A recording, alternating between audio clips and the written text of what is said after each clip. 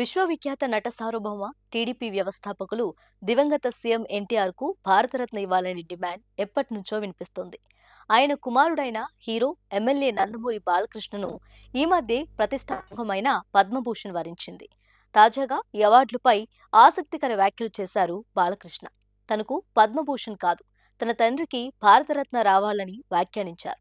తనకు పద్మభూషణ్ అవార్డు కంటే తండ్రి ఎన్టీఆర్ కు భారతరత్న అవార్డు రావాలని అనేది కోట్లాది మంది తెలుగు ప్రజలు ఆకాంక్ష అని చెప్పుకొచ్చారు. ఏపీలోని హిందూపురం మున్సిపాలిటీని టీడీపీ కైవసం చేసుకుంది.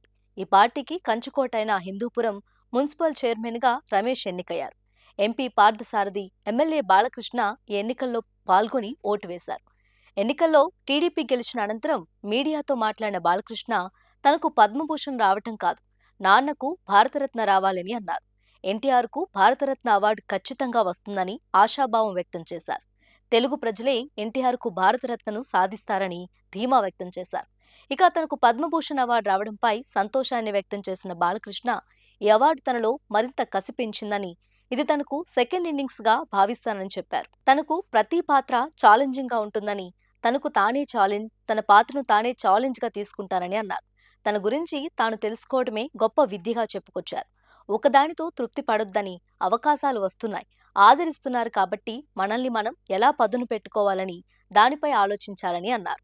ఈ సమయంలోనే ఎన్టీఆర్ కు భారతరత్న అవార్డుపై మీడియా ప్రశ్నించగా, ఎన్టీఆర్ కు భారతరత్న వచ్చే వరకు తమ ప్రయత్నాలు కొనసాగిస్తూనే ఉంటామని బాలకృష్ణ అన్నారు. ఇక వ్యక్తిగత కారణాలతోనే హిందూపురంలో వైసీపీ చైర్పర్సన్ ఇంద్రజ రాజీనామా చేశారని, వైసీపీతో విసిగిపోయి ఆ పార్టీ కౌన్సిలర్లు టీడీపీలో చేరారన్నారు.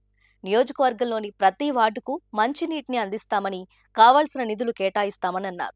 మున్సిపాలిటీలో డంపింగ్ యార్డ్ను మార్చి క్లీన్ అండ్ గ్రీన్ గా మారుస్తామన్నారు.